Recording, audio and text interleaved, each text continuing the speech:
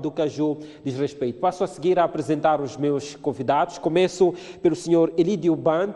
Bem-vindo, é diretor do Instituto, é diretor-geral do Instituto de Amêndoas de Moçambique. Agradecimentos pela presença dos nossos estudos. Contamos também com a senhora Yolanda Francisco, é agroprocessadora. Bem-vinda também ao Mosgrow. E também em estúdio temos, portanto, o senhor Gonçalo Correia, diretor nacional da Condor, também no estúdio, e também pelas plataformas digitais vamos interagir com outras duas vozes. Concretamente, vamos falar com Yunus Gafar, que é presidente da Associação dos Industriais da Castanha do Caju, e ainda vamos falar com Jorge Daoud, que é administrador da Bolsa de Mercadorias de Moçambique. Os nossos convidados pelas plataformas digitais, vamos interagir com eles lá mais adiante. Começo a conversa aqui mesmo em estúdio e vamos começar pelo Instituto de Amêndoas de Moçambique para traçarmos um ponto de situação geral, tendo em conta que Moçambique já foi o maior produtor mundial da castanha de caju no início da década de 70. Concretamente, em 1973 conseguimos alcançar uma produção de 230 mil toneladas deste produto. Hoje a situação já não é igual à situação da década de 70. A produção da castanha de caju reduziu devido a vários fatores estes que vamos conhecê-los com mais detalhes aqui neste painel da Mosgrow. Começo consigo, Sr. Elídio, para fazermos um enquadramento geral sobre como estamos no que a produção do caju diz respeito. Fazia, portanto, aqui na minha contextualização, referência ao fato de já termos atingido uma grande escala na produção, portanto, desta cultura de rendimento. O que explica o fato de, depois de termos sido o player mais importante a nível global, termos, portanto, caído até a situação em que estamos atualmente? Que desafios, que aspectos ao longo do percurso de 73 a esta parte fizeram com que, portanto, perdêssemos este lugar? Bem-vindo mais uma vez. Está certo, muito obrigado. Começo por cumprimentar a todos os telespectadores que estão aqui a acompanhar a nossa conversa e aos meus colegas de painel. É dizer que, de facto, Moçambique foi o primeiro player a nível mundial, tanto na produção, assim como no processamento. Né? No processamento também Moçambique foi o primeiro nessa altura, mas, como sabemos, na década de 70, a esta parte, o Moçambique passou por muitos problemas, a partir dos problemas ligados à questão da insegurança. Portanto, tivemos um longo período de guerra, que ditou que a grande parte da população moçambicana, que é residente nas zonas rurais, abandonasse as plantações dos cajueiros que estão, portanto, na zona rural, no campo. Os cajueiros ficaram abandonados por não ter cuidados necessários, não é, para a sua produção e produtividade. Naturalmente, na década de 80 toda, a produção foi decaindo até chegar a níveis de 30 mil toneladas, por causa deste fator. Mas, depois do fim do conflito armado, o governo moçambicano viu de que queria voltar a alavancar a cadeia de valor do caju. É daí que criou o Instituto de Fomento do Caju, na altura em Caju, e mais tarde começou-se um programa, portanto, com o primeiro plano diretor do caju, que visou a voltar a colocar a cadeia de valor nos seus devidos carris. Então, de lá para cá, a produção foi aumentando paulatinamente. Portanto, estou a falar que estivemos a um nível de 30 mil toneladas, agora estamos com uma média anual de cerca de 140 mil toneladas. Portanto, fez-se o primeiro plano diretor do caju, terminou, desenhou-se o segundo plano diretor do caju, que terminou no ano passado, mas tudo que visa a voltar a colocar Moçambique no seu devido lugar. Olha, a cadeia de valor do caju é uma das mais importantes no país. Ela enquadra cerca de 1,4 milhões de famílias rurais, de cerca de 4 milhões, que é o total das famílias rurais moçambicanas. Portanto, é uma cadeia de valor bastante importante. Em termos também da parte industrial, nós sabemos que Moçambique, nos tempos que o tio falou, tinha cerca de 20 mil empregos na área industrial. Recentemente chegamos a cerca de 17 mil, não é? até a campanha 2017-2018, mas por outros fatores de 2017 e 2018, ligadas à conjuntura internacional, começamos a ter também uma pequena queda na parte industrial. E neste momento estamos com algumas fábricas que estão paralisadas, mas que estamos a trabalhar no sentido de voltar a colocar a nossa produção, portanto, no patamar que merece. Muito bem. Dentro deste desafio, referiu que conseguimos subir da queda até cerca de 30 mil toneladas, até mais de 150 mil toneladas, para atingir 230 mil toneladas já não nos coloca a esta altura como o maior player global. Qual é a nossa situação em relação aos principais produtores atualmente?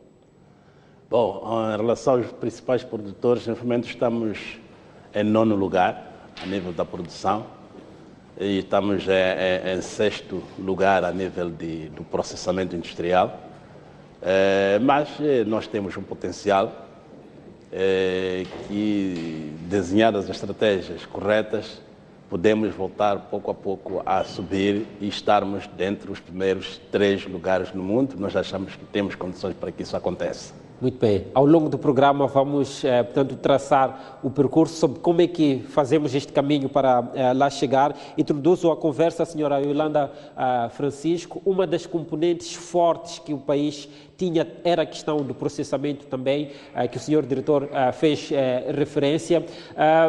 Na sua visão, estes fatores que fizeram cair a nossa indústria são os mesmos que fizeram cair a componente do processamento? Quais são os desafios, os grandes desafios que se colocam atualmente à questão do processamento do caju? Eu coloco esta questão tendo em conta que, quando olhamos para o agronegócio no global, um dos principais desafios que se coloca ao país é que nós produzimos, mas muitas vezes não processamos e exportamos produtos que processados fariam o país ganhar mais.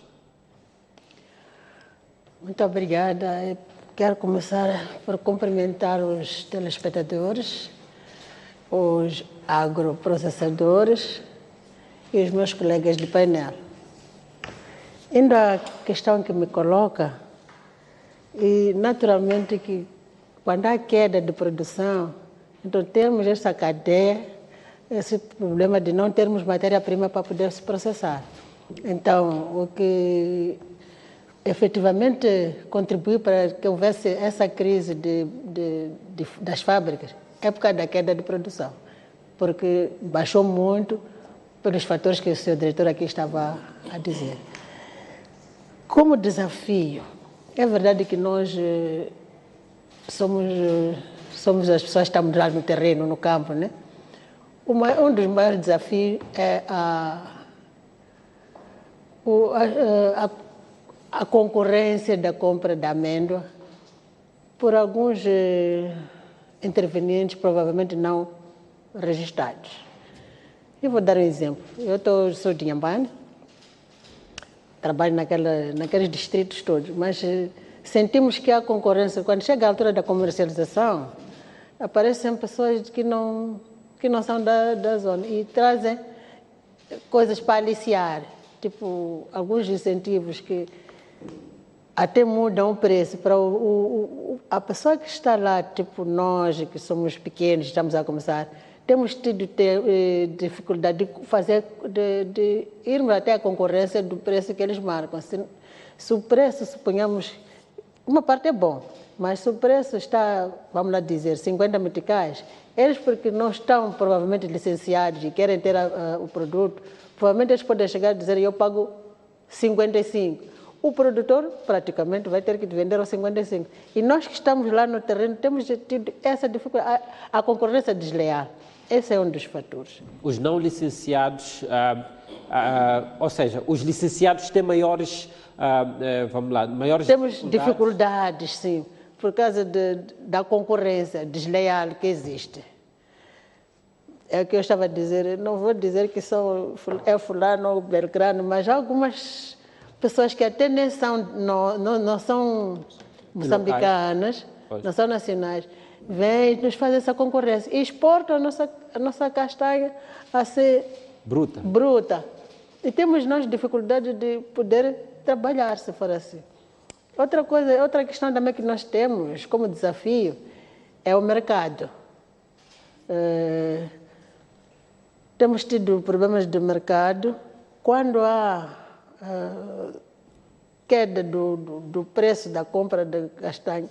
Como nós trabalhamos em grupos, não é fácil você voltar ao camponês e dizer agora já não te vou comprar a 50 meticais o teu quilo, vou te comprar a 20 porque na venda está a 15. É mais ou menos, é uma das questões que nós temos, que era preciso, ter algum, ser subsidiado quando há essa queda dos preços. Ter não sei quem, mas que houvesse um subsídio para que nós continuemos a desenvolver nossa atividade. Muito bem. Anotamos a questão do subsídio. Ainda bem que temos aqui, portanto, o senhor diretor do Instituto de Amêndoas de Moçambique, que vai nos ajudar a esclarecer e traçar o ponto de situação a estas questões. Senhor Gonçalo Correia, por uma questão de também introdução e contextualização, os problemas que fizeram, portanto, cair a nossa indústria da castanha do caju estão identificados.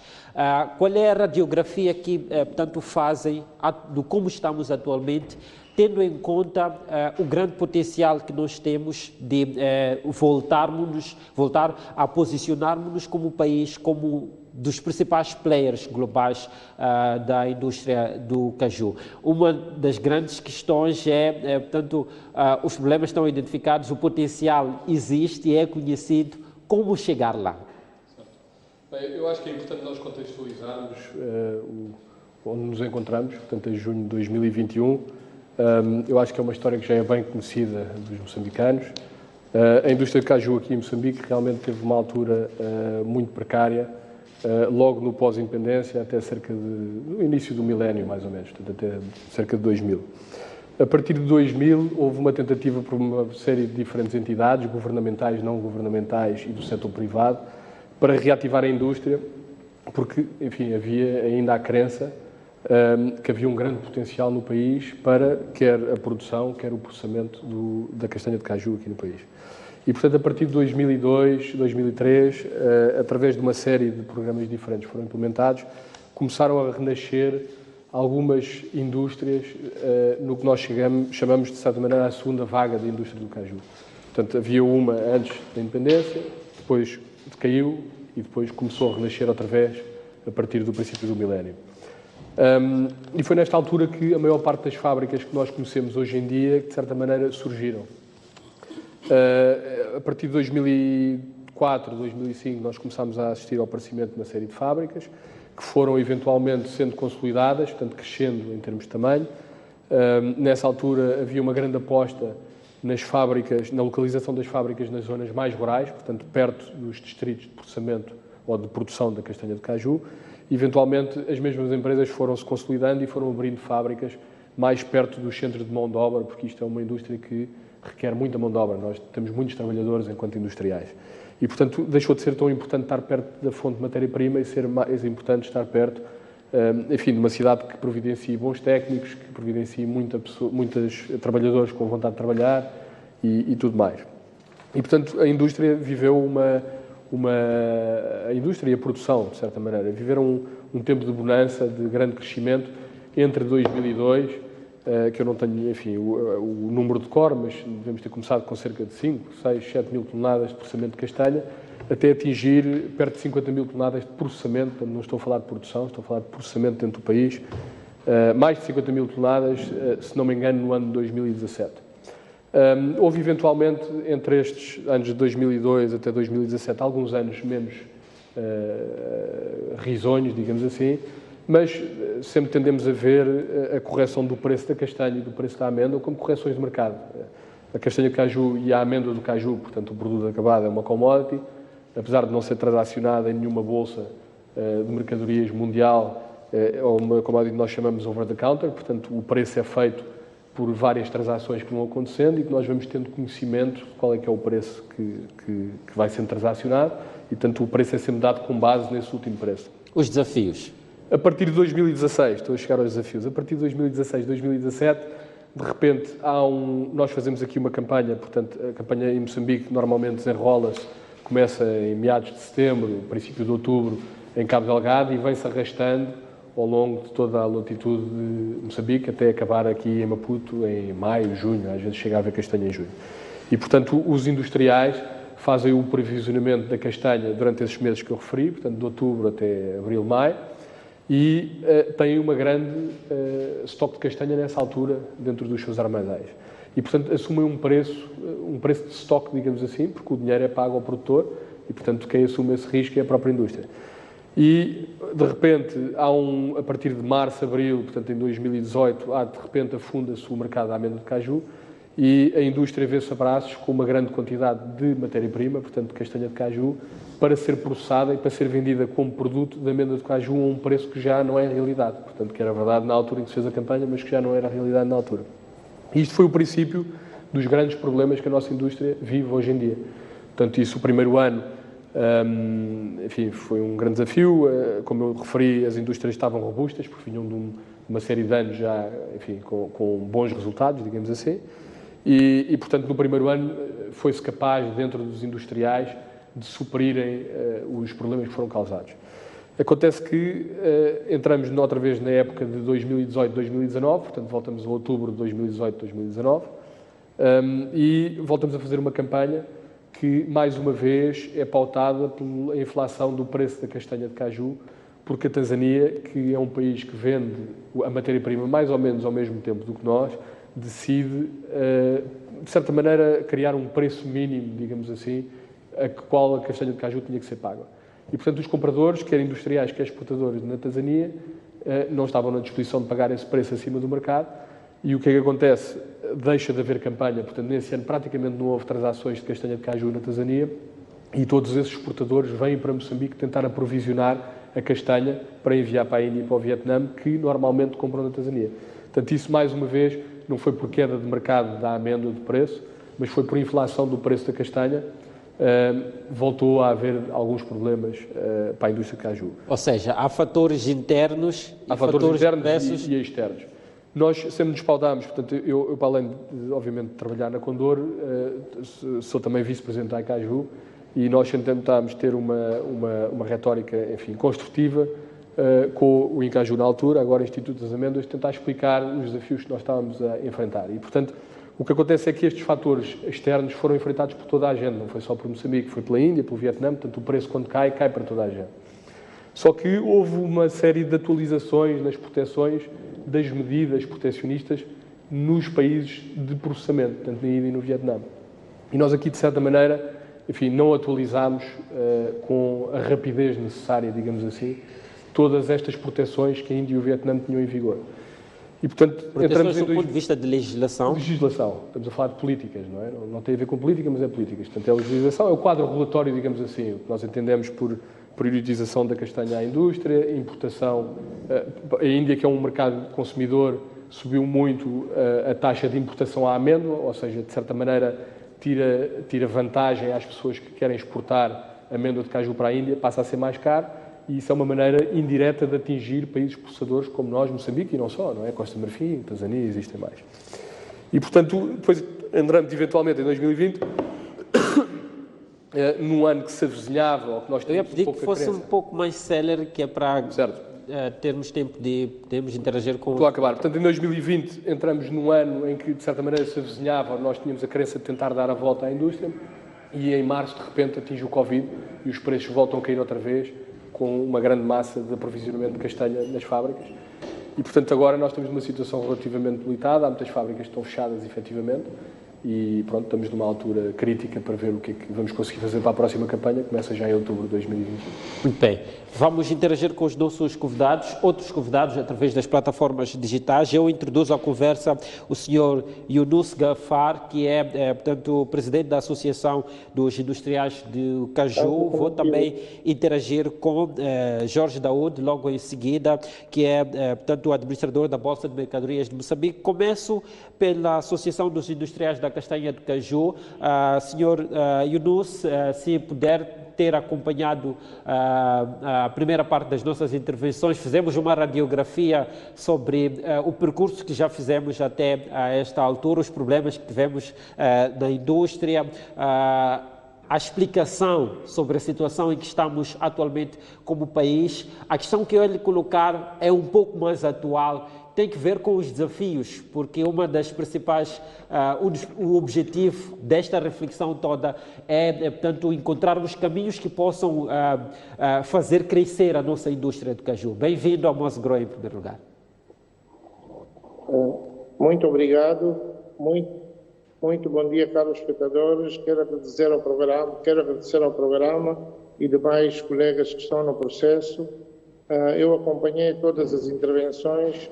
No concreto, o que está a faltar é um bocadinho da atenção que está a caminho de se obter um cuidado para a próxima campanha, e o meu apelo é que esse arranjo que está a acontecer seja concretizado, porque os relatórios todos que são reportados, e se a realidade de 2020-2021 encontrarmos que esperamos que seja uma realidade, a indústria poderá recuperar nos próximos 4 anos uma perspectiva de alcançar as 100 mil toneladas.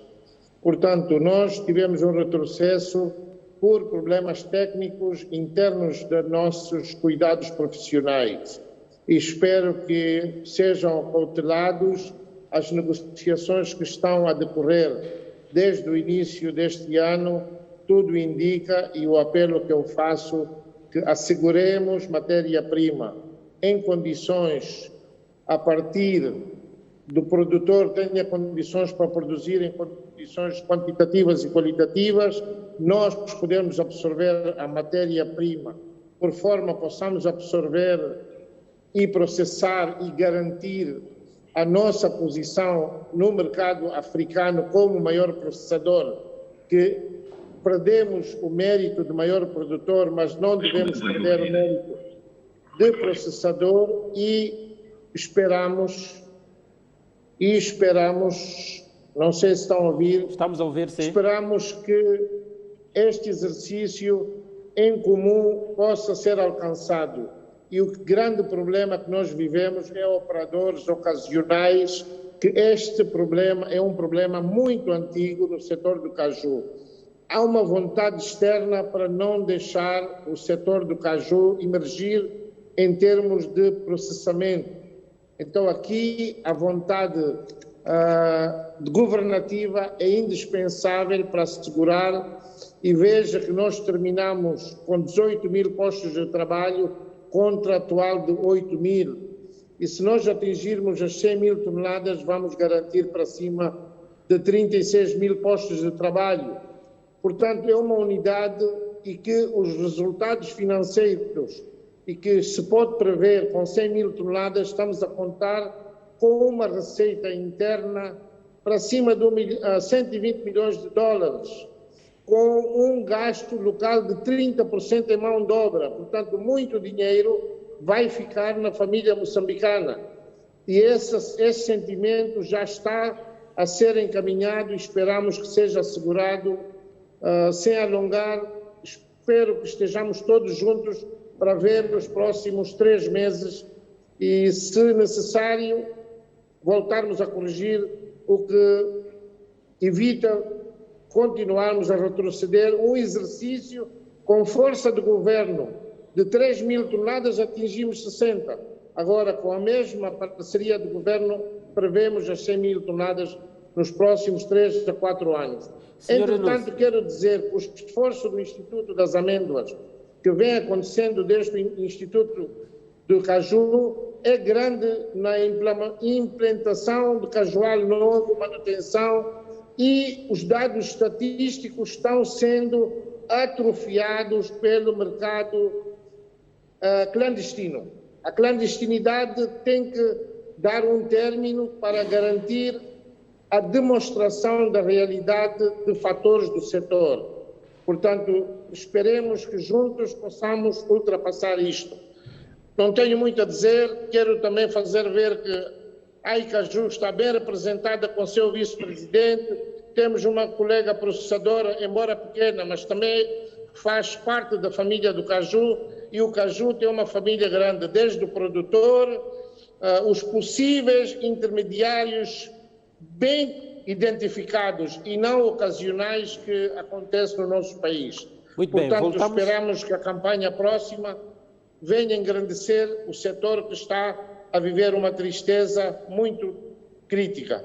Muito obrigado, meus senhores. Muito bem, voltamos ainda a interagir, Sr. Yunus. Vamos passar agora a palavra ao Sr. Jorge Daúda, administrador da Bolsa de Mercadorias de Moçambique. Bem-vindo à terceira edição da Mosgro. A questão que coloco, portanto, e a questão de partida é: como é que está a castanha de caju, sob o ponto de vista de cotação na Bolsa de Mercadorias, tendo em conta o potencial que o país tem, portanto, oportunidades podemos encontrar sob o ponto de vista de mercado pela via da Bolsa de Mercadorias? Sim, obrigado. Bom dia ao senhor moderador, bom dia aos senhores painelistas, bom dia aos demais telespectadores. Pronto, queria só fazer uma retificação aqui ao senhor Inúcio, dizendo que a Bolsa de Mercadorias também faz parte da família do Caju. Ele não mencionou-nos como família, mas pronto, nós acabamos por ser também parte da família do Caju, porque desde o ano passado estamos a interagir com o estudo de amêndoas de Moçambique na componente de leilões, que vai um pouco ao encontro daquilo que a painelista Yolanda Francisco falava há pouco tempo em relação ao mercados e aqueles pequenos produtores. Dizer que a Bolsa de Mercadorias entra na cadeia de valor da castanha no processo final, isto é, de comercialização. Então, e pensando naquilo que é o tema e aquilo que o programa Mosgro preconiza em termos de pensar fora da caixa e trazer outras variantes para este processo, o Ministério da Indústria e Comércio, através da Bolsa de Mercadorias, preconiza a realização de leilões físicos de diferentes mercadorias, num ambiente ordeiro, transparente e com preços competitivos. Para a campanha de comercialização da castanha que se avizinha, a Bolsa de Mercadorias, em parceria com o Instituto de Amêndoas de Moçambique, governos provinciais, irá realizar o leilão da castanha de caju. Posso desde já aproveitar para divulgar aquilo que será o calendário e conforme o ciclo de colheita de cada província. Nós temos preconizado, por exemplo, para o mês de outubro, em Cabo Delgado, província de Cabo Delgado, no distrito de Montepuez, em novembro, em Nampula, no distrito de Mogovolas. Voltamos ao distrito de Mogovolas, que foi o nosso leilão experimental na época passada. Em dezembro, na província da Zambésia, ainda por definir no Gilé ou em Pembane. E depois, em janeiro de 2022, na província de Inhambane, em Mabote ou Funharolo, e janeiro em Gaza, em Manjacase. Este calendário vem também na sequência do leilão que realizamos na comercialização passada no distrito de Mogovolas, como disse anteriormente, e que trouxe ganhos quer o produtor como os processadores e exportadores. Isto porque no circuito normal da comercialização a venda é feita tendo em conta diferentes qualidades da castanha. No leilão experimental, os produtores tiveram ganhos porque conseguiram vender a sua produção acima do preço de referência que foi determinado pelo Comitê de Preços da Castanha de Caju. Do lado dos comerciantes e dos exportadores, puderam comprar a castanha classificada com a seleção de tamanho, com teor de umidade determinado e com rendimento industrial também determinado. Isto reduzindo o custo de pós-compra, isto para os processadores e para os exportadores. Pronto, é diferente que no leilão, na participação do leilão, a participação do leilão obedece a algumas regras, por exemplo, o volume. O que consideramos ser o volume ideal para a participação no leilão são de 5 toneladas no mínimo. Entretanto, sabemos que os pequenos produtores podem não atingir este volume, o que recomendamos sempre que se associem. Associando-se, posso lembrar que, pronto, naquilo que foi a experiência do leilão passado em Mogovolas, foram treinadas e entregues kits de classificação a algumas associações. Essa classificação é, como disse, em termos de tamanho da castanha, o teor de umidade e o rendimento industrial. Para além de ter que sensibilizá-los a ensacarem sacos de juta, a armazenarem em armazéns arejados em cima de paletes. Posso destacar aqui a colaboração que tivemos com a Associação do Cooperativismo Moderno, no distrito de Mogovolas, que com muito engajamento nos apoiou nestas ações.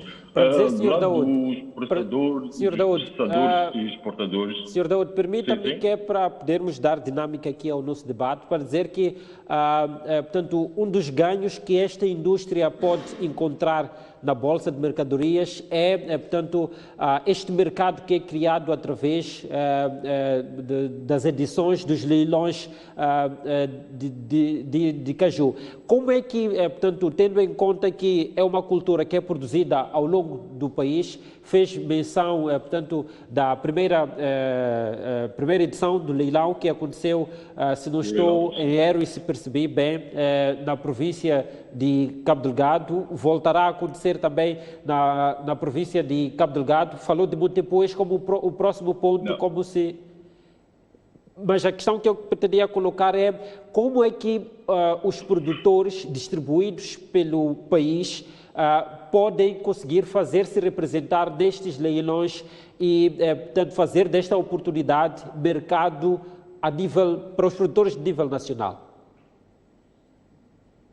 Sim, uma retificação só, ponto. Eu referenciou que o primeiro leilão que tinha sido em Montepuez, não foi. O primeiro leilão foi na província de Nampula e no distrito de Mogovolas. Ok.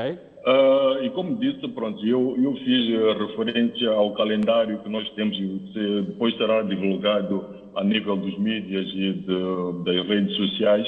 Nós temos preconizado para cada província, pronto, sabemos que a maior cultura é para a Zona Norte, por mais concretamente para Cabo Delgado e Nampula, um pouco para Zambésia, mas depois temos mais aqui para o Sul, em Inhambane e Gaza.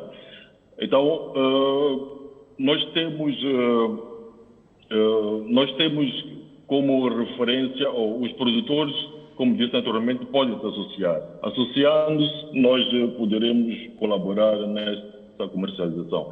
A Bolsa de Mercadorias, posso dizer que neste momento já começou a trabalhar no sentido de estar a interagir junto aos governos provinciais, aos cidais, aos agentes econômicos, nas províncias em que indiquei, como sendo Cabo Delgado, Nampula, Zambésia, Inhambane e Gaza, no sentido de começarmos a sensibilização para a participação de todos os produtores e exportadores e processadores neste processo de leilão.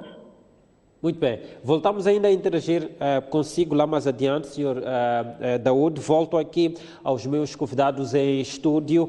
Depois de termos feito esta radiografia sobre o setor, eu volto portanto, ao Instituto de Amêndoas de Moçambique. Foram apontados aqui vários portanto, desafios, mas eu gostava de organizar a nossa conversa obedecendo à própria cadeia de valor da castanha de caju e gostava gostava de começar pelos desafios relacionados à própria produção que fornece matéria-prima para o processamento.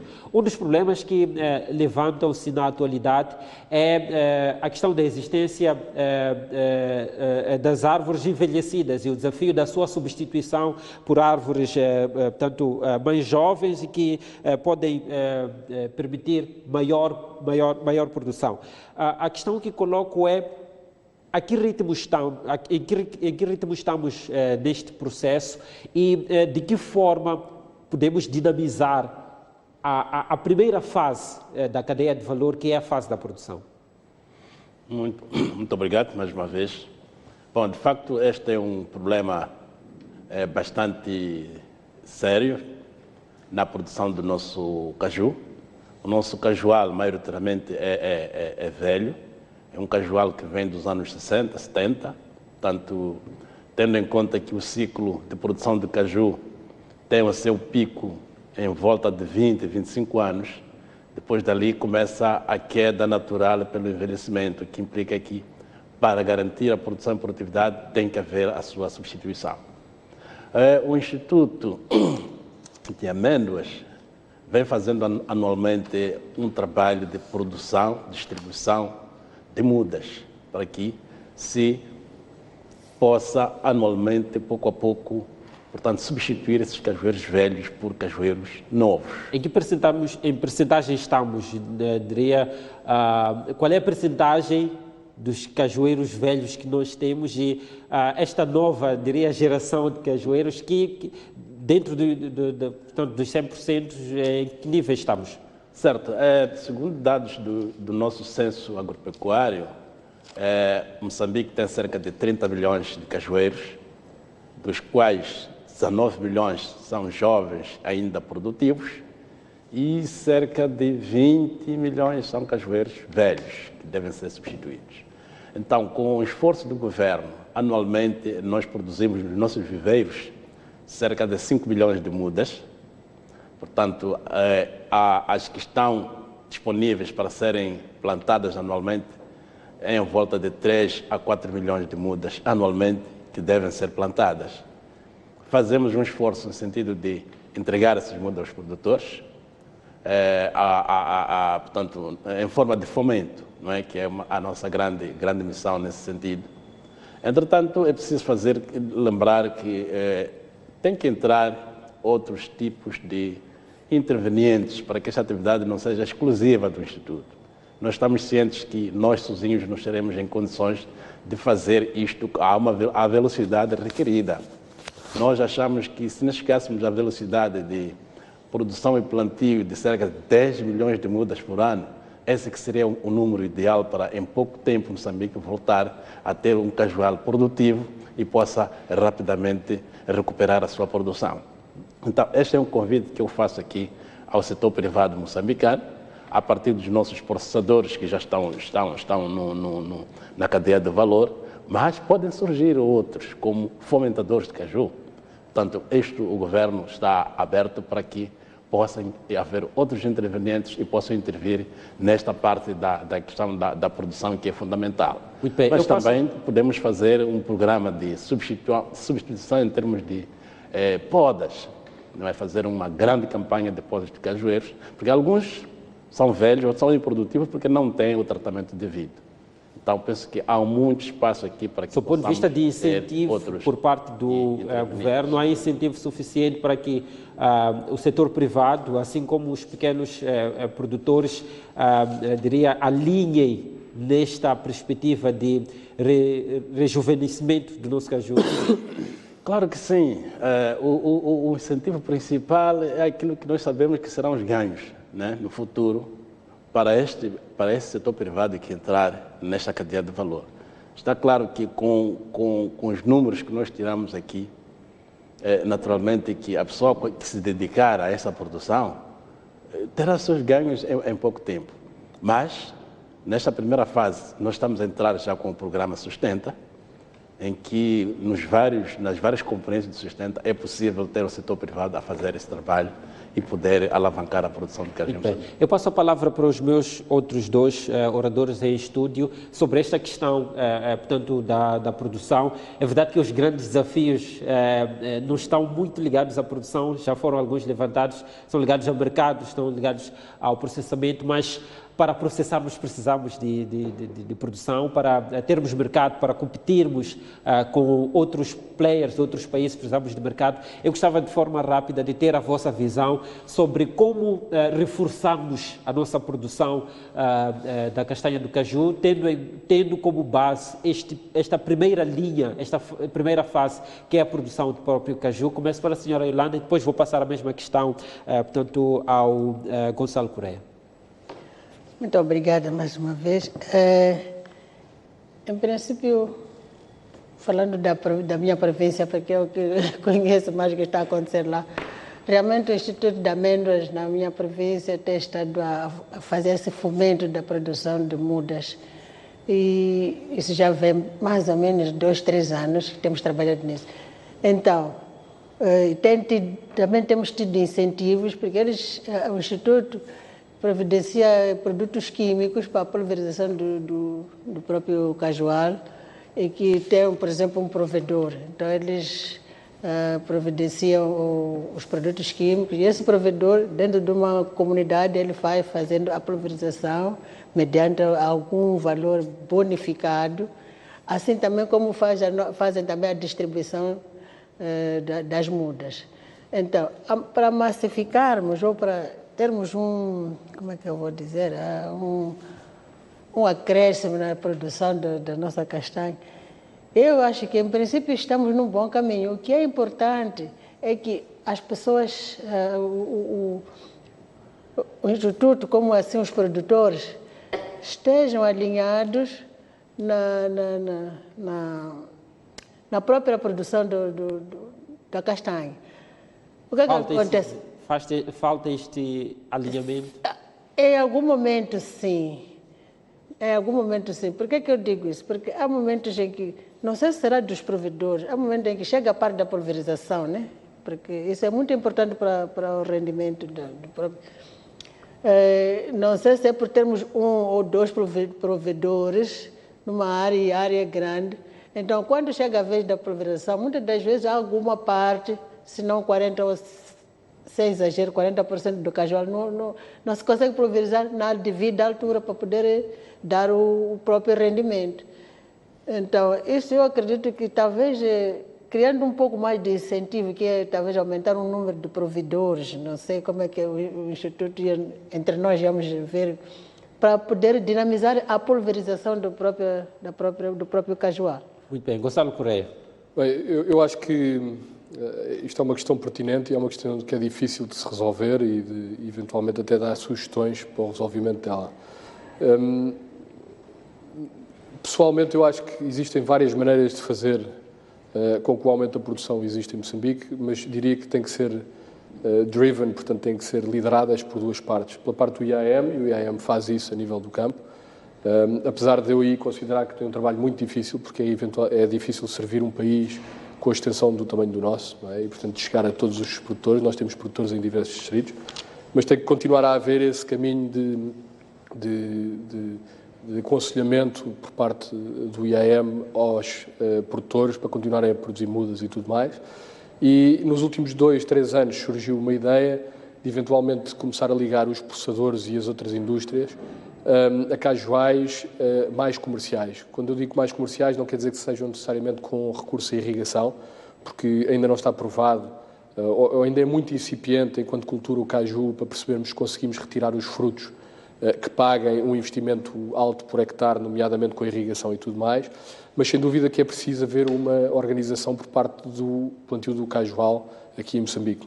Isso seria num modelo de transformar os processadores em fomentadores da produção? De certa maneira. É uma relação que ainda está a ser, enfim, arquitetada, porque também não é fácil, enfim, nós conseguirmos planificar tudo, também não temos as respostas a tudo, mas a verdade é que se nós formos olhar para o que é que são os campos produtivos de caju hoje em dia, são relativamente desorganizados por uma questão, enfim, tradicional. Existem árvores aqui, depois existem mais à frente e, portanto, não estão em bloco, digamos assim. E, obviamente, que existem muitas sinergias em fazê-lo em bloco, mesmo que não seja com recursos a tecnologias de ponta como irrigação e tudo mais. E, portanto, existe uma iniciativa por parte de alguns associados da AICAJU, da Associação dos Industriais de Caju, de começarem a criar estes plantios, ou estes cajuais, chamemos-lhe assim, em que fica da parte da comunidade todo o seu maneio.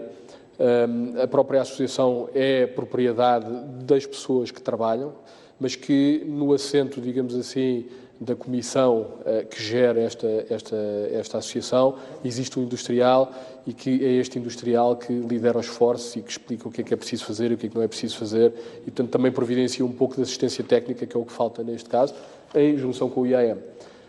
Isto é uma ideia que tem vindo a ser amadurecida. Existe já um campo destes de demonstração no sítio chamado Maleípa, portanto, no distrito de Mogovolas, perto de Nametil, mas que, pelas vicissitudes que a nossa indústria tem vivido, que eu referi há pouco, tem-se tardado um bocadinho a materializar. Nós temos alguns hectares, mas não na escala que gostaríamos de ter.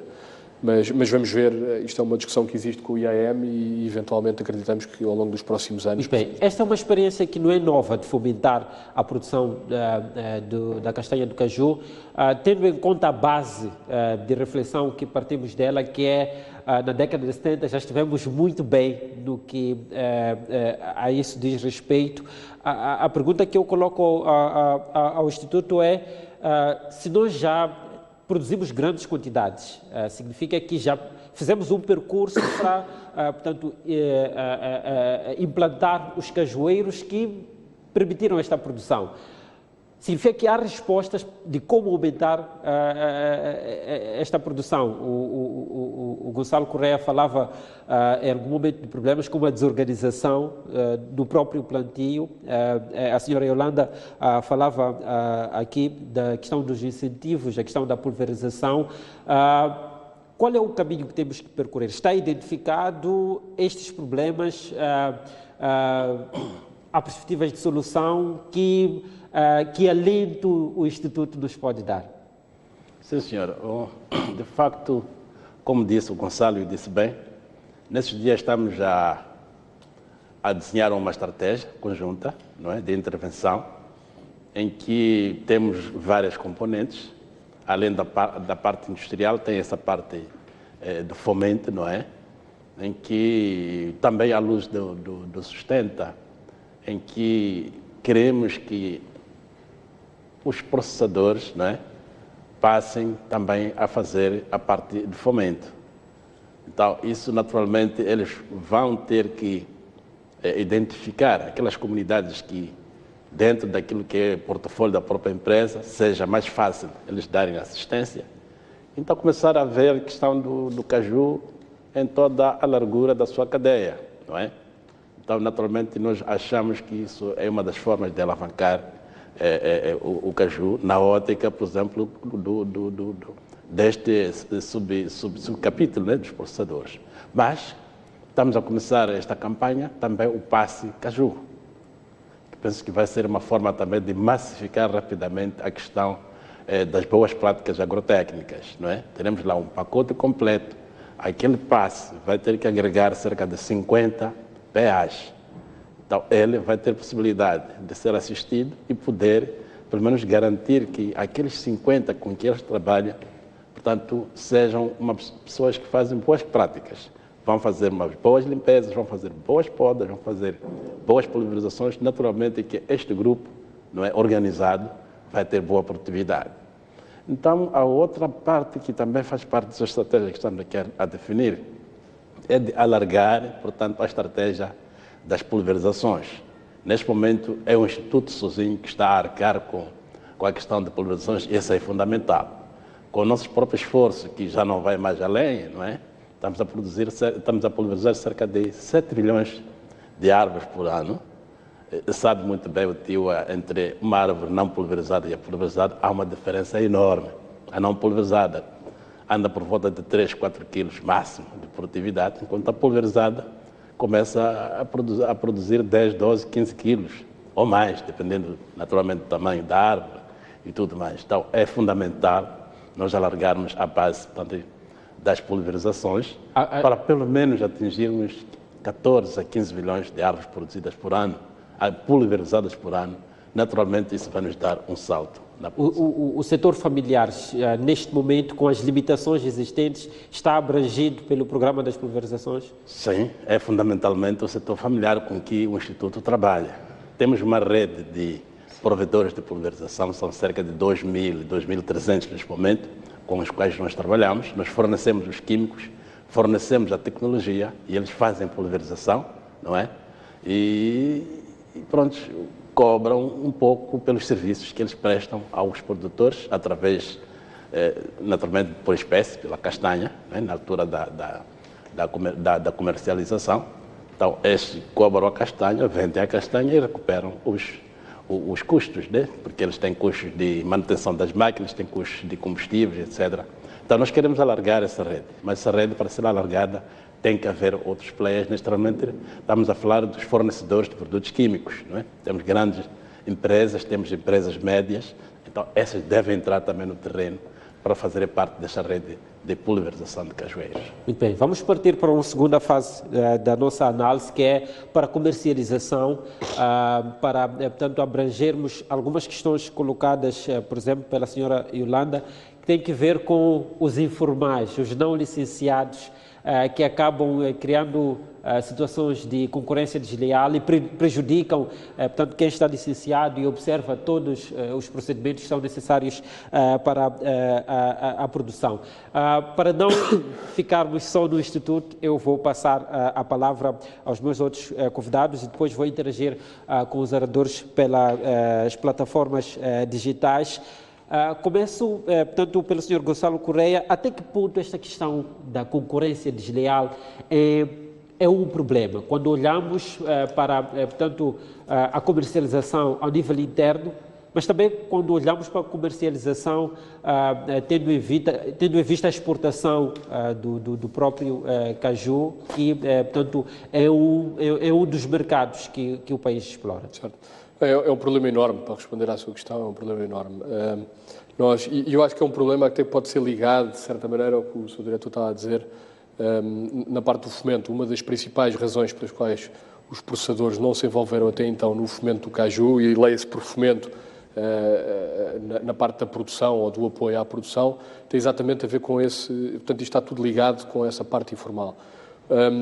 Todas as outras culturas de fomento que existem em Moçambique, normalmente o agente que lidera esse fomento tem uma maneira de ser ressarcido por qualquer investimento de tempo, de insumos, de capital, que faça nessa cultura através de um pequeno agricultor.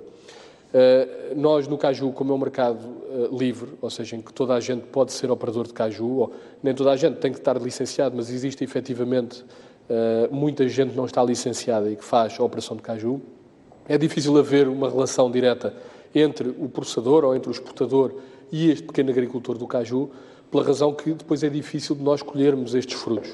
Porquê? Porque existem realmente uma série de agentes, enfim, com estándares éticos diferentes, que na altura da campanha não fizeram qualquer investimento, aparecem, se o preço está bom, abrem a porta, compram se calhar a 1 ou 2 mais meticais e obviamente que o produtor, como está aqui a senhora Yolanda a dizer, se alguém oferecer mais 2 ou 3 meticais, não se vai lembrar na altura de quem é que fez o fomento. E, portanto, isso não estaria a dizer que o fomento não é viável? Bem, eu diria que o fomento com os mecanismos que existem para ressarcir o líder do fomento na cadeia de valor do caju que existem é complicado. Por causa dos problemas? Por causa dos problemas, porque não existe uma maneira de criar aqui um binómio, digamos assim, de investimento-retorno para as pessoas que querem fazer fomento, digamos assim.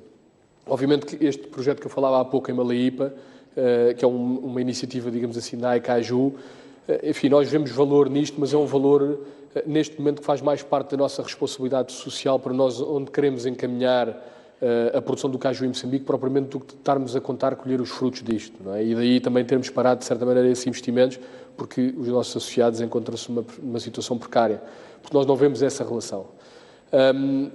Portanto, eu acho que eu faria aqui uma separação, portanto, continuando com a conversa, eu acho que existe a informalidade a nível da comercialização da campanha.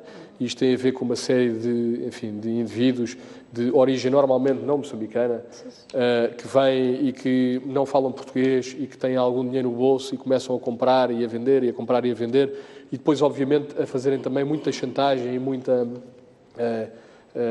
enfim, a haver grandes disparidades de preço entre o preço que pagam ao produtor e depois o preço a que vão vender ou aos exportadores formais ou às próprias indústrias, porque nós, infelizmente, temos esse elo entre nós e os produtores, não temos maneira de não os ter, portanto, temos uma parte direta, são intermediários e que fazem, enfim, muitos desmandos a nível do campo. E depois existe outro problema, que é um problema tão sério ou ainda mais sério, que trata-se da exportação ilegal sem fazer o pagamento da sobretaxa. Isto é um problema que eu não sei quantificar, mas que eu acho que toda a gente sabe que existe e, portanto, que é obviamente importante, enfim, que nós falemos disto de uma forma aberta e que é um caminho que está a ser pautado por toda a gente, inclusive pelo IAM, mas que é uma coisa que preocupa toda a gente. Muito bem. Senhora Yolanda, quem são estes, sem apontar nomes, tal como referiu, mas quem são estes informais e que prejuízos trazem a vocês como, portanto, processadores que estão devidamente, portanto, registrados e que cumprem com todos os procedimentos que a legislação atualmente exige? Quem são? Estava-me a colocar uma corda no pescoço, não vou dizer, mas pronto. E ao longo do processo, temos deparado com essas situações. Por exemplo, como estava assim a dizer, muitas das vezes são pessoas que falam outras línguas. Podem ter alguém lá para estar à frente, né? Mas o produto final é para essas pessoas que pagam, que falam outras línguas. E, aliás, até que eles o que fazem, que eu já pude perceber, compram, nem passa pelo nosso processamento. Exportam a castanha, bruta. Não sei se ilegalmente, não sei como é que fazem, mas acredito que exportam a castanha bruta. Não sei como é que conseguem fazer isso. Então, nessa altura, nós sentimos-nos muito, como é que eu vou dizer, numa situação de desigualdade. Estes são os maiores, este é o maior problema que nós temos dos concorrentes ilegais, que vêm de fora, compram toneladas e toneladas, saem com elas. Como ultrapassar? Mas também temos outros que nem chegam a ser concorrentes. É falta de enquadramento. Tipo aquelas senhoras que processam a castanha, vendem ali, por exemplo, vendem copos. Então, essas também precisariam de ter um enquadramento para podermos ter uma ideia do que está a acontecer dentro, por exemplo, do nosso distrito ou da nossa província. Mas o maior calcanhar daqueles para nós são esses... os falantes de outras línguas. Os falantes de outras línguas, sim. Muito bem. A pergunta que eu colocava, eu depois vou passar ao diretor e vou já às plataformas digitais, é como ultrapassamos este problema. No princípio, o Sr. Gonçalo Correia apontava para a questão da legislação, sem querer tornar este pensamento influência, mas porque estamos aqui também para desenhar algumas soluções ou propor soluções, propor ideias que podem nos ajudar a ultrapassar os problemas e tornar o setor mais competitivo, mais dinâmico e trazer mais ganhos a quem investe. Qual seria a sua ideia de solução, Sra. Yolanda? Colocamos polícia nos locais de comercialização? Não é fácil. Não é fácil, porque vou contar um pequeno exemplo que nós tivemos numa das reuniões lá na minha província. Então, colocava-se a hipótese de termos fiscais, por exemplo, em Zandamela, nesses pontos. Mas foi-se ver que não é rentável, porque aquelas pessoas estão lá, têm que ter salário, então seria um custo adicional que provavelmente as pessoas sempre arranjam maneira de sair com a nossa produção. A legislação, sim senhor, mas tinha que ser um pouco mais rígida. Em relação às multas, por exemplo, se a pessoa está a transgredir, pode perder aquela mercadoria que tem, e ter outras exceções para que as pessoas não se sintam incentivadas de voltar a cometer aquela situação. Outra coisa que podia acontecer realmente era no distrito, no sítio onde se produz, termos, não sei se isso seria funcional, um grupo de 10, de 15, de 20, ter alguém, aquele grupo, ser o fiscal da saída da produção da castanha. Se você está a vender a quem? E como é que está a vender? Então, a partir daí, ter como fiscalizar a nossa castanha, para onde vai, com quem vai e como é que sai. Muito bem. Eu volto ao Instituto, vou, portanto, interagir com o Instituto como as respostas finais, do ponto de vista do que é que está a ser feito. Vou agora interagir com os meus convidados a partir das plataformas digitais. Começo pelo Sr. Yunus para colocar, portanto, a questão relacionada a este problema que levantamos sobre os informais, sobre a concorrência desleal, principalmente de quem, portanto, vem de fora para comprar a nossa castanha, que acaba conseguindo exportá-la sem que passe pelo processamento. Que caminhos podemos usar para ultrapassar este problema e até que ponto isso prejudica os processadores? Mas parece que não estamos em condições ainda de interagir com o Sr. Yunus. O Sr. Jorge Daoud disse que é membro da família de Caju e saindo um pouco fora das competências da própria Bolsa de Mercadorias, sem deixar de lado o papel ativo que também pode desempenhar, gostávamos de ouvir de si, portanto, até que ponto esta questão da concorrência desleal é um problema e de que forma pode ser ultrapassada? Sim, mais uma vez, obrigado pela pergunta. Sim, nós observamos várias dificuldades neste processo de, por exemplo, no leilão experimental, exatamente por estes comerciantes informais neste processo da comercialização da castanha. Nós temos pronto, o Instituto de Amêndoas define uma data de lançamento da comercialização da castanha.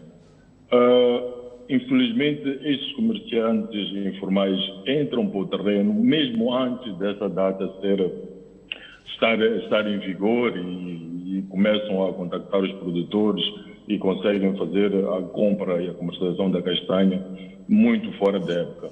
Tem vários fatores que são nefastos a esta prática. Como, por exemplo, quando eles entram no campo, porque também estes são, e como disse a senhora Yolanda, são pessoas que não falam português, logo são estrangeiros, eles não são eles próprios que vão ao campo, eles têm intermediários.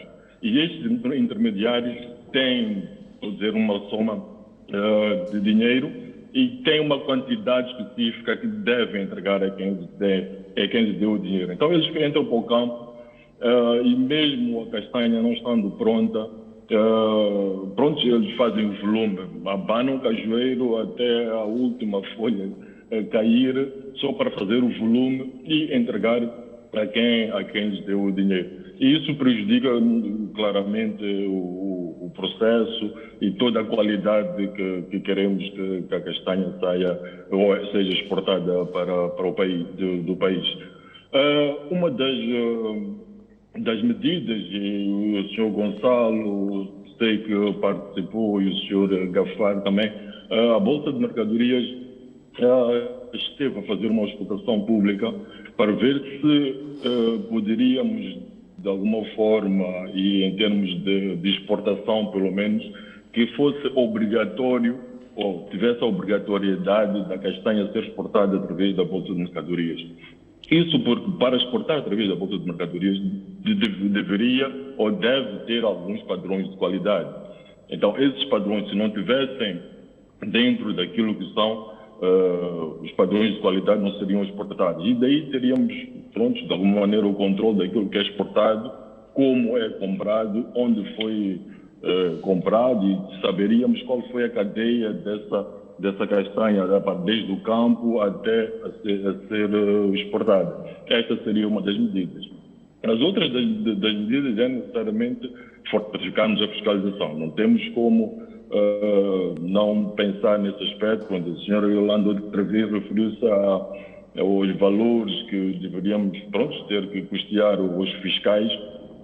Mas pronto, fazer um apelo às autoridades, seja da nossa Polícia da República e mesmo os fiscais nas estradas para terem esta fiscalização. Outra forma de controle também seria fazermos o controle através da caderneta comercial que o Ministério da Indústria e Comércio implementa através dos DPICs.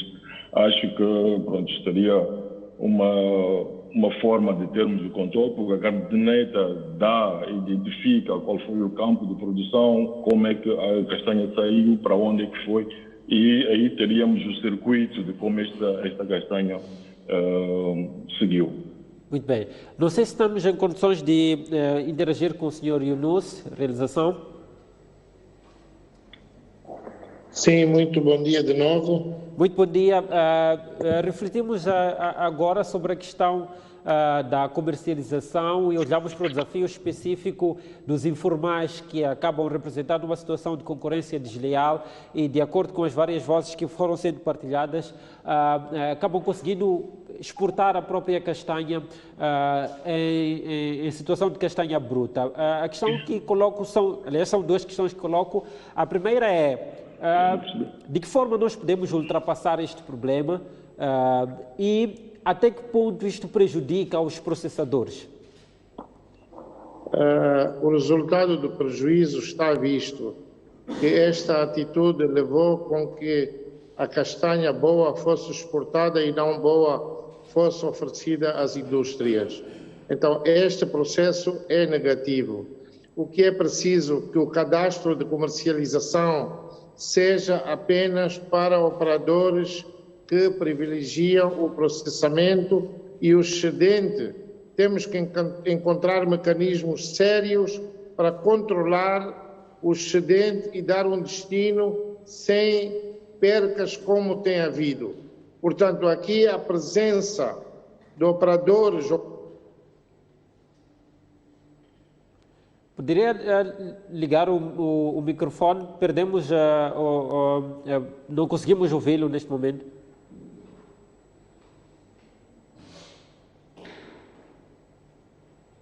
Continuamos ainda a não receber o seu áudio, Sr. Yunus.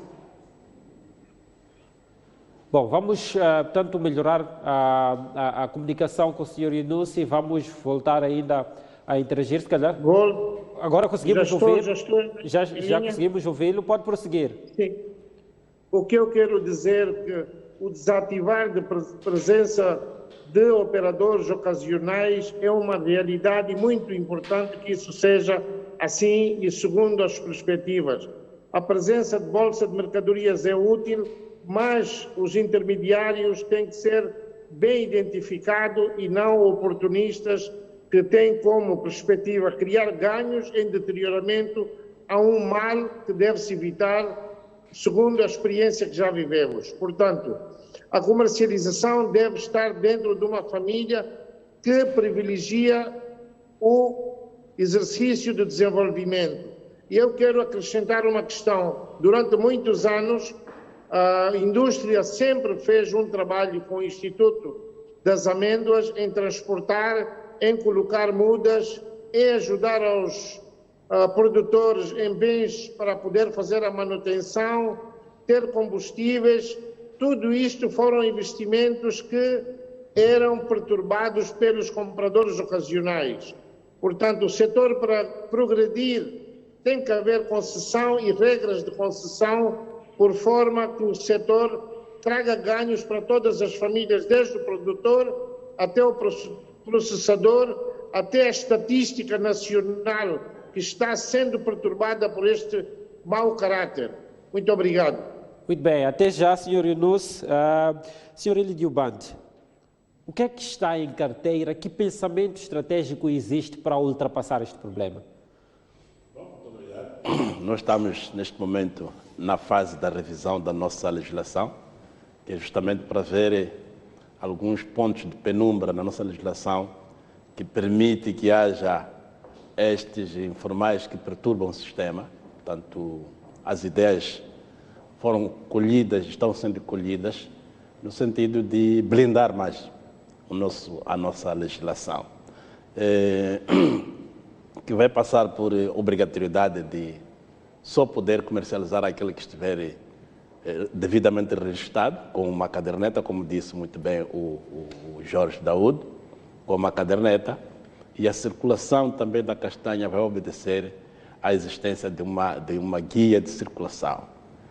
Da mesma forma que acontece nas regras de exportação, transporte e exportação de madeira. Exatamente, com uma guia de circulação em que a origem vai, portanto, fornecer a guia e nos pontos de trânsito vai ter que ser fiscalizado pelos diferentes atores que estão nos pontos de fiscalização, incluindo a nossa Polícia da República de Moçambique e os fiscais também que, pelo esforço do próprio Instituto, temos colocado nesse período para tentar ajudar a quebrar este problema que interfere no nosso sistema. Mas penso que as soluções que aqui foram levantadas pelos diferentes intervenientes estão mesmo de acordo com aquilo que estamos a colocar na nossa revisão da nossa legislação. Muito bem. Há previsões de, portanto, termos esta legislação fechada. Este é um aspecto, mas o outro aspecto importante tem que ver com a logística para a implementação, portanto, deste sistema de controle, que muitas vezes, e ouvimos muitas vezes, que a distância entre a legislação bem feita e o resultado prático que se pretende alcançar tem sido considerável. Sim, o que nós pretendemos é que entremos na nova campanha 21-22 com alguns instrumentos revistos, provavelmente, pelo menos a nível de regulamento, que é mais fácil, a nível da lei é um pouco mais difícil, porque tem que ir à Assembleia da República, depois é que vai ser coisa, mas pelo menos a nível de regulamento, que pode ser aprovado pelo Conselho de Ministros, a sua revisão, nós pretendemos que cheguemos à abertura da nova campanha com a legislação revista. Muito bem. Gonçalo Correia, introduz agora a componente do preço. É uma questão que muitas vezes não colhe consenso, com uma corrente que defende que é preciso, portanto, introduzir subsídios ao preço, que é para proteger também quem investe em situações em que o preço de venda na campanha específica não está favorável. Nós fazíamos uma reflexão antes deste painel, refletíamos sobre o algodão e, portanto, chegou-se, em termos de opiniões, à conclusão de que é preciso introduzir a componente do subsídio do governo ao preço. Partilha desta visão que é preciso copiar este modelo para a indústria de caju? Bem, eu falo enquanto Gonçalo e não enquanto a caju, não partilho. Especificamente para a indústria de caju, não partilho, que acho que é fundamentalmente diferente a maneira como se faz a comercialização e também o valor agregado da matéria é diferente do algodão, portanto, entendo alguns dos argumentos, não vi o programa, mas conheço mais ou menos a discussão. Mas eu acho que o papel do Estado e o papel do Governo dentro de uma indústria de agroprocessamento tem que ser um papel em que cria as regras para que tudo seja possível sem haver constantes intervenções que exijam dinheiro, que exijam tesouraria para estabilizar uma indústria. E, portanto, eu acho que nós aqui temos um bom exemplo. Nós, durante 15 anos, vivemos num ciclo ou num ambiente que era propício à indústria do caju, sem ser preciso intervenções nem de doadores estrangeiros, nem do próprio Governo, nem do IAM, ou do Incaju na altura, as coisas funcionavam bem. O que acontece é que, efetivamente, foi, como eu já referi, houve um desregulamento do nível da proteção dos outros países e nós temos que olhar agora nesta nova revisão que vai haver de lei para fazermos o update, portanto, fazermos a atualização deste novo quadro regulatório para poder combater com o que os outros países estabeleceram. Eu acho que isso anda à base, enfim, há muitas ideias, mas eu acho que o que é fácil de atingir, isso tem a ver com várias coisas. Primeiro, direito de preferência. Existe um direito de preferência à indústria, mas que não foi respeitado na última campanha, portanto que supostamente a exportação foi aberta a partir de novembro. Depois, efetivamente, isso só aconteceu mais tarde, mas isso foi uma coisa que houve muita discussão no Comitê das Emendas. Número 2, eu acho que é necessário haver uma criação de um fundo de garantia, e isto não é um subsídio, atenção, é um fundo de garantia que não exige, ou seja, se tudo correr bem, se toda a gente cumprir com as suas regras, não vai haver dilapidação de dinheiros públicos, digamos assim, porque a garantia é dada, cumpre a sua função de garantir algo que é enunciado por um banco comercial e no final deste financiamento estar pago, essa garantia é liberta e pode ser utilizada ou para fazer a mesma garantia a outras indústrias ou para ser utilizado noutras indústrias que não é a indústria de caju. Portanto, a fixação de preços tem, a forma como se fixa o preço tem colhido consenso? Também não. Eu ia pedir que fôssemos resumidos. Tenho a indicação de que temos mais 10 minutos para fechar, então eu queria fazer mais uma ronda. Eu acho que me está a perguntar em relação ao preço de referência, eu acho que o Sr. Diretor, enfim, está em melhor posição para comentar isso do que eu próprio, mas eu, do ponto de vista do operador, e volto a dizer aqui, estou a falar mais enquanto condor anacárdio e não a caju, o que nós temos observado é que realmente existe um preço de referência que rapidamente se torna um preço mínimo. Ou seja, eu entendo o argumento de nós queremos remunerar de uma maneira justa todos os intervenientes da campanha, ou da cadeia de valor do caju. Produtores, processadores, exportadores e tudo mais. Mas se nós deixamos os preços subirem, quando nós tivemos um preço de referência inicial, acho eu, este ano, 37 meticais, se não me engano, ou 36 meticais, vimos preços a atingirem 50 meticais, portanto 14 ou 15 meticais acima deste preço de referência, e não houve qualquer intervenção por parte do Governo de tentar, enfim, dizer, olha, isto está demasiado alto, não corresponde à realidade, as fábricas não se podem abastecer a esse nível, então achamos só justo que o contrário também aconteça. Muito bem, e, portanto, era esta a minha... Eu não sou contra um preço de referência, sou contra um preço mínimo. Senhora Yolanda, mesmo de forma muito rápida, gostava de ter a sua visão em relação a esses dois aspectos. A questão do preço e a questão do subsídio. Ok.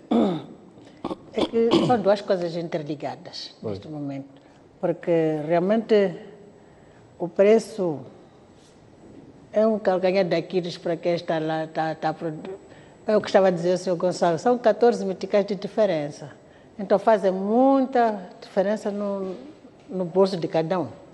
Então, o que eu falei de subsídio, provavelmente tenha sido um termo não propício, mas se houvesse realmente tal fundo de garantia, quando houvesse essa oscilação, já era fácil de saber aonde vamos recorrer para poder trabalhar. Então, não importa se o nome é subsídio, se é fundo de garantia, é como resolvermos uma questão pontual que está a acontecer. Muito bem, eu vou fazer uma última ronda com os meus convidados pelas plataformas digitais. Vou começar pelo Sr. Yunus para, portanto, não sei se estamos em condições de realização de interagir com o Sr. Yunus. Consegue nos ouvir perfeitamente, Sr. Yunus? Penso que não. Vamos, portanto, em segundo lugar, ouvir o Sr. Yunus. Queria, de forma muito breve mesmo, ouvir a Bolsa de Mercadorias, a visão em relação a esta questão do preço. Em quase todas as cadeias de valor, não é uma questão muito consensual, pela experiência que tem em relação ao leilão, que, portanto, a opinião podem partilhar conosco sobre uma forma equilibrada de abordar a questão do preço. E agradecer mesmo a flexibilidade da resposta. Não temos muito tempo já de debate. Sim, só para corrigir, chamou-me de Inúcio, eu sou Jorge. Sim, senhor Jorge. Mas pronto. Sim, em relação ao preço, pronto, nós participamos como convidados no Comitê de Preços, que é organizado pelo Instituto de Amêndoas de Moçambique, e é a partir daí que a tabela de preços é mínima, ou de referência é lançada. Mas aqui só uma questão importante que é preciso identificar. A castanha, como ela é vendida atualmente, vamos dizer, enchemos um saco de 50 quilos, pesamos e vendemos ao preço que está estipulado. Acho que não deveria ser assim. Como disse, no leilão nós selecionamos a castanha pelo tamanho, pelo teor de umidade e pelo rendimento industrial. A partir daí, cada classe tem o seu preço. E assim, os ganhos seriam, pronto, se calhar aquela castanha mínima ou de tamanho mínimo teria, vou dizer, só em preços 5 meticais, o de tamanho médio 10 meticais e o tamanho maior 20 meticais. Aí estaríamos a estratificar o preço consoante o tamanho e qualidade da castanha. É a favor, então, da fixação do preço. Vendemos só um saco e entregamos e fazemos a comercialização. Acho que não é o mais correto. Muito bem. Sr. Yunus, está já em condições de juntar-se a nós? Realização? Penso que não, não estamos em condições de ajudar o Sr. Yunus. Eu volto aqui ao estúdio para o Instituto de Amêndoas de Moçambique. Os vamos para duas questões fundamentalmente, que a primeira é a questão, sim ou não a fixação de preço, sim ou não a um subsídio. Bom, muito obrigado. Bom, realmente a comercialização do caju vinha sendo livre, sem fixação de preço nenhum, mas começamos a ver que tem havido problemas de desvantagem de alguns atores, tanto no ato da comercialização e na revisão que fizemos ao regulamento em 2018, introduzimos, portanto, o preço de referência, que na nossa ótica não devia ser problemático, porque, na verdade, não é preço mínimo, é um preço que dá uma margem entre aquilo que é o mínimo que tem que ser remunerado ao produtor e aquilo que também devia ser remunerado ao industrial, como nossa referência, sem que haja prejuízo nos custos de produção do industrial. Agora, o mecanismo em si, conforme as intervenções aqui de Jorge Daúde, etc., é preciso ser revisto, não é? Temos 2 anos de implementação, já vimos que algumas questões não colhem consenso. O que eu penso, que nós pensamos com o Instituto, é vamos rever os mecanismos e ver se aperfeiçoamos o preço. Mas, no geral, nós acreditamos que o preço de referência ao produtor, como uma base, é bom. Agora, o subsídio é uma outra forma de pensar. Mas o grande problema é que o subsídio encarece sempre custos ao governo. Nem sempre o governo vai estar em condições de poder subsidiar a cadeia de valor. No início da nossa intervenção, eu falei de 1,4 milhões de intervenientes nesta cadeia. Portanto, é uma massa monetária bastante grande. Deu vários milhões. Então, não é muito fácil. Se for possível, portanto, enquadrar a nível do preço, seria o melhor. Mas, como eu disse, estamos num processo de debate da nossa própria legislação. Esta questão de preço ou subsídio também entra na equação. Muito bem. Falamos também sobre a questão dos informais. Há uma componente desta informalidade que eu acabei não colocando, que tem que ver com a exportação da própria castanha de caju. A nossa legislação ainda permite a exportação da castanha bruta. Até que ponto isto prejudica o interesse, a vontade de fazer crescer a indústria de processamento nacional? Não era a altura de enveredarmos por outro caminho? Bom, o que nós podemos dizer nisto é que, em princípio, a legislação diz que vamos, portanto, primeiro garantir a capacidade da indústria nacional. Então, exportamos o excedente. Pela nossa estatística de produção, o nosso processamento industrial, neste momento, absorve cerca de 60 mil toneladas. Ouviu o Sr. Yunus a falar que no futuro queremos chegar a 100 mil toneladas, mas neste momento estamos em torno de 50, 60 mil toneladas ano. E a nossa estatística de produção, nós temos cerca de 140 mil toneladas. Então, o que é suposto é que vamos exportar aquilo que é excesso, mas depois de garantir o abastecimento da indústria nacional. Então, eu acredito que, à medida que a indústria nacional puder ter uma capacidade de absorver mais, vamos limitar aquilo que é a quantidade a ser exportada. Se houver um dia em que a indústria nacional consegue absorver tudo, então também não vamos exportar. Penso que a equação é mais ou menos esta. Muito bem. Quero agradecer aos meus painelistas em estúdio e os que interagiram conosco pelas plataformas digitais. Obrigado por essas intervenções, esta reflexão, acima de tudo, sobre os caminhos que devemos percorrer para fazer desenvolver a nossa indústria da castanha do caju. Obrigado a si também, caro telespectador, que acompanhou o nosso debate. Continue atento às reflexões nesta terceira edição da Mosgrow.